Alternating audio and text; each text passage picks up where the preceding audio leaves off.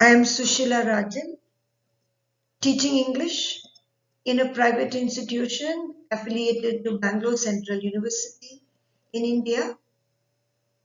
I thank the review team for giving me an opportunity to present my views on extended micro-teaching, which is an integral aspect of innovating teaching pedagogies for the new normal education system in India.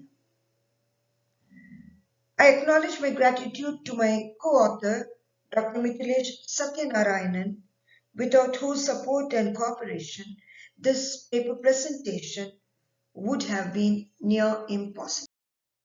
This slide focuses on the new National Education Policy of India, which came into effect on 29 July 2020. This policy, with its promising and progressive outlook on education, is a fair blend of traditional teaching pedagogy and ICT-enabled teaching. It foresees India as an attractive educational destination for overseas students as well.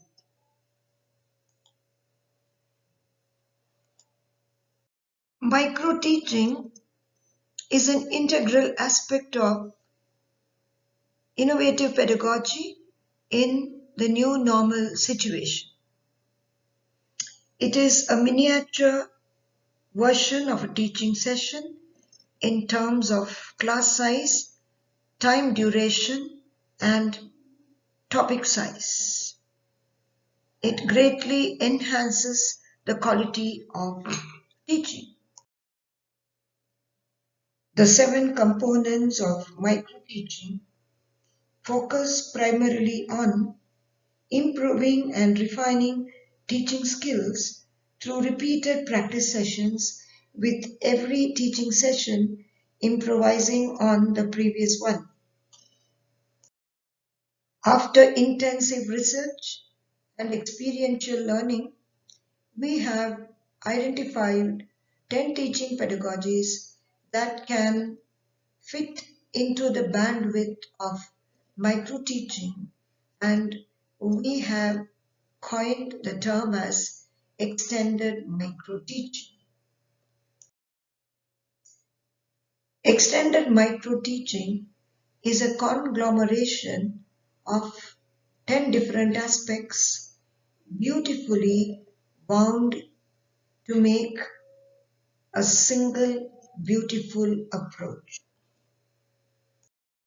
Brainstorming is an unconscious learning process related to micro-teaching. The teacher does not intrude on the learning process. She presents a topic, steps back, and listens attentively to the students expressing and sharing their opinions and views. Its unrestrained style of learning sheds inhibitions and allows the students to participate freely. Knowledge sharing is an easy access to assimilating knowledge. It is a double-edged sword wherein the teacher and the taught share knowledge. Even the shy and passive participants have an opportunity to learn by listening to the ongoing discussion flowing freely between the teacher and the taught. Case studies are gaining prominence day by day in all institutions of higher learning. It focuses on past events or situations that serve as a base for solving problems. Mnemonics is used in micro-teaching sessions to recall concepts taught in previous sessions. It resorts to the use of acronyms to make learning easier and less complicated. Field trips take micro-teaching to the next level. When students are taken on field trips or industrial trips, they understand the practical implications of the theoretical knowledge imparted in the classroom. Role play and group activities follow the micro-teaching session. What is taught is transferred into a real-life situation by using theatrics, a good technique to reinforce learning in a tangible manner. Peer learning and review is an educational practice which enables students to interact with each other to achieve educational goals. It includes peer teaching and peer evaluation, which involves referencing skills, grasping of information, and imbibing of good communication skills. Peer learning essentially indicates students learning from each other without any implied authority to any individual. A data-driven approach, an extension of microteaching, relies heavily on student performance records. This enables the teacher to improve or modify instructions in keeping with the knowledge quotient of students. The problem-driven approach helps students learn a subject by solving open-ended problems in a particular context or situation. The focus is not so much on problem solving with a definite solution, rather it enhances skills and attributes such as collaboration, communication skills, and knowledge acquisition. This technique, in brief, involves real-world cases or problems that enable students to learn and comprehend a lesson easily and with much clarity.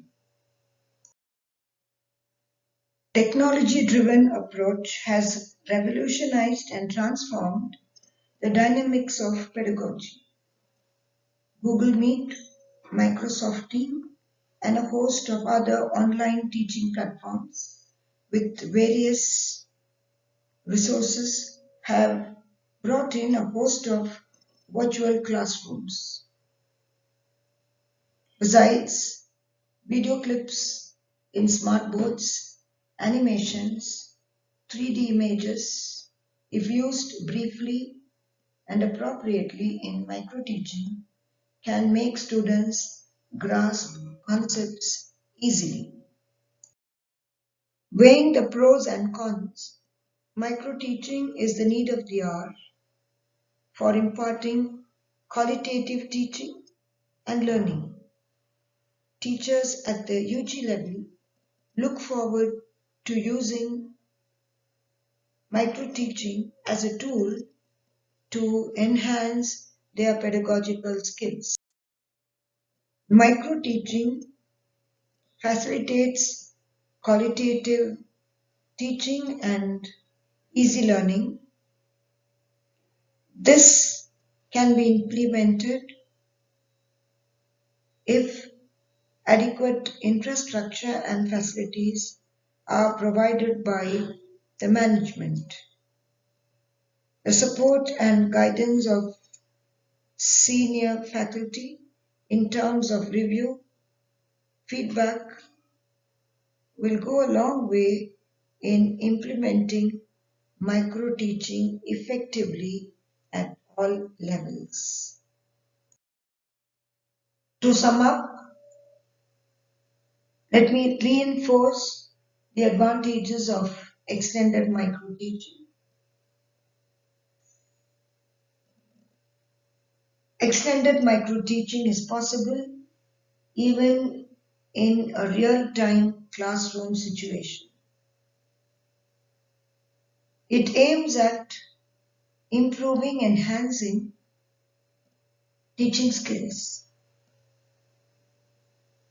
It certainly paves the way for effective teaching and modifies teacher behavior. Microteaching, in addition, minimizes the complexities of a real classroom situation by scaling down teaching. It should be definitely advocated in teacher training programs and teacher training institutions. Microteaching is certainly the way forward to excellent teaching. Thank you very much for permitting me to present my views on microteaching.